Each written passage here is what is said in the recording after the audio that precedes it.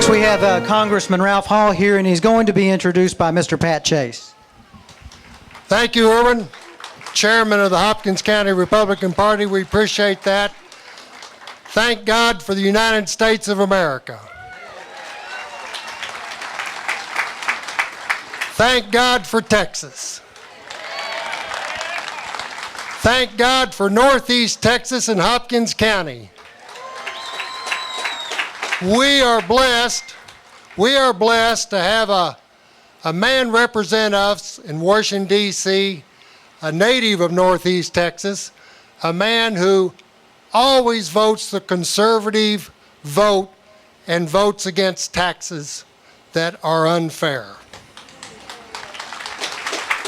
We have a man representing us in the 4th District who is a man that is trying to reduce government intervention in our lives, in our businesses, and our families.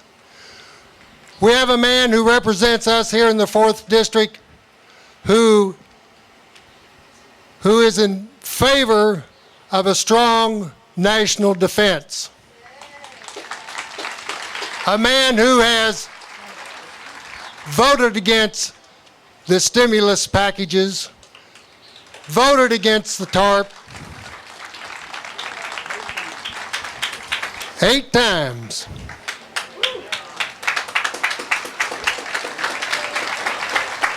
There's a problem in Washington, but it's not our representative. Our United States Congressman thinks like you, conservative, thinks like you, fiscally conservative, thinks like you, morally conservative. I am extremely proud to introduce to you a native Northeast Texan right here in Hopkins County, United States Congressman Ralph M. Hall.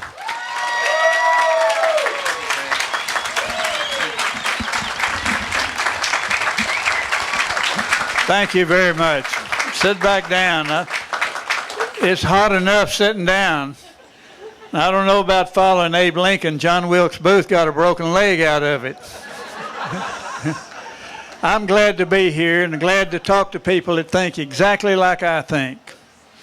I tell you, let the word go forth to those guys in Washington that they had better listen. When you get 100 to 1 votes, letters, advices from people, vote this way, 100 to 1 and sometimes 150 to 1, by gosh, you ought to listen. Now that's what I got during the bailouts. It's better than 100 to 1. Bush called me several times. I like George Bush. I admire him.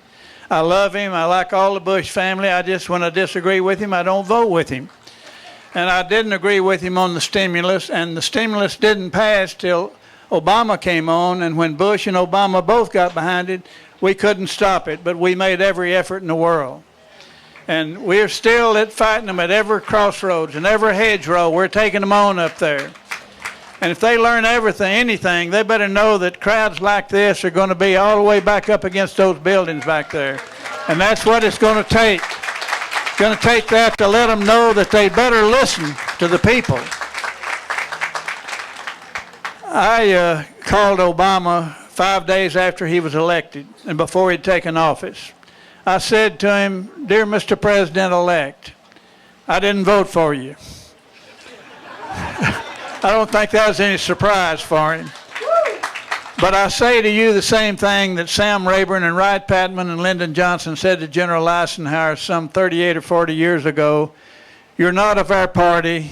I didn't vote for you. My state didn't vote for you, but you're the President of the United States, and I'm going to try my best to help you. I didn't see him again until about 3 weeks ago after he was elected and after he'd put the stimulus on us. And I voted 8 times no. And I ran into him over there. He said, "I thought you were going to help me." I said, "Well, I was trying to help you, but you wouldn't listen."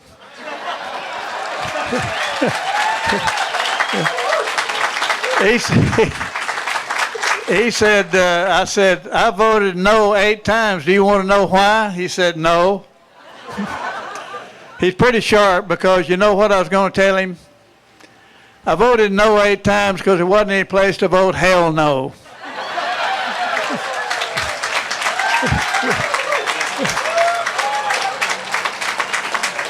But the people in Washington, and you need to get a list of them, you need to follow how they're voting and whether or not they're voting for this state. Texas is an energy state. We make our money and we make our living off of energy. And Texas and 9 other states furnish all the energy for the other 40 states. Now, California is the worst ones of the bunch. Those prune pickers out there are in debt up to their necks, and they're trying to put taxes on energy to pay off their lousy debt when they won't let a boat in the dock with energy on it. They won't let a train go through California with any energy on it, and they won't let you dig for any energy. They ought to dig their own grave out there. Now, Henry Waxman just passed cap and trade. Henry Waxman passed a bill called global warming. Honest to God, I'm more afraid of global freezing than I am global warming. Global warming is a hoax to the people.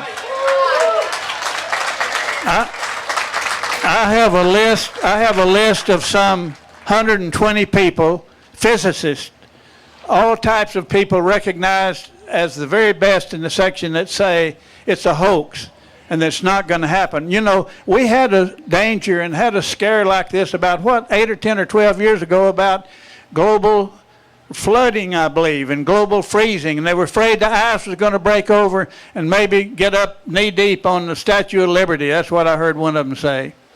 Well, that's just outrageous. Let me tell you something. And this preacher that was here just before, I listened to him every word I could hear because I understand he's a fine man, gives a good message, is a great influence on the youngsters. But I listened to him. I believe God's in control of global freezing and global warming. And I don't believe that we're 4% of it.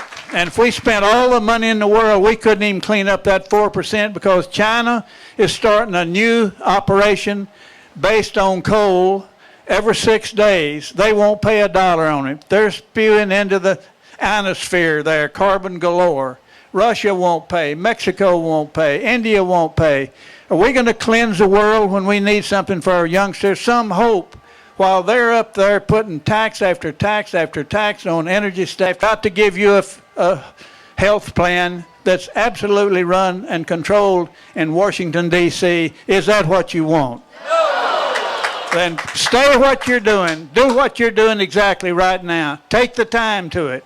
Let those people who voted against the state of Texas know, and you know who they are. They're of record up there.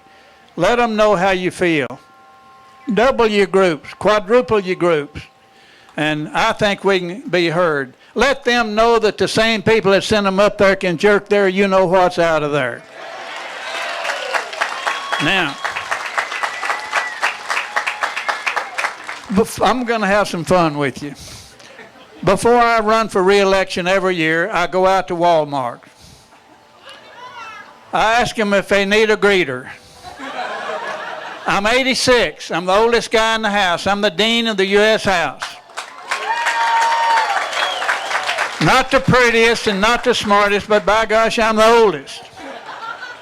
And I ask them, and they tell me I'm too young to be a greeter. I ask them what a greeter did. Y'all know what a greeter does? They watch for, what's that, pickpockets? No, shoplifters. Heck, I got elected on the shoplifters vote in 1949 when I first ran for county judge. Half of my folks are shoplifters. They just shoplift in Dallas. They don't do it out in Rockwall anywhere. Seriously, we got to hang together. I'm going to have the pleasure of introducing the fine governor in a few minutes. I think they want me to talk long enough until the governor gets here. Is he here yet? All right. Let me get my other page out here.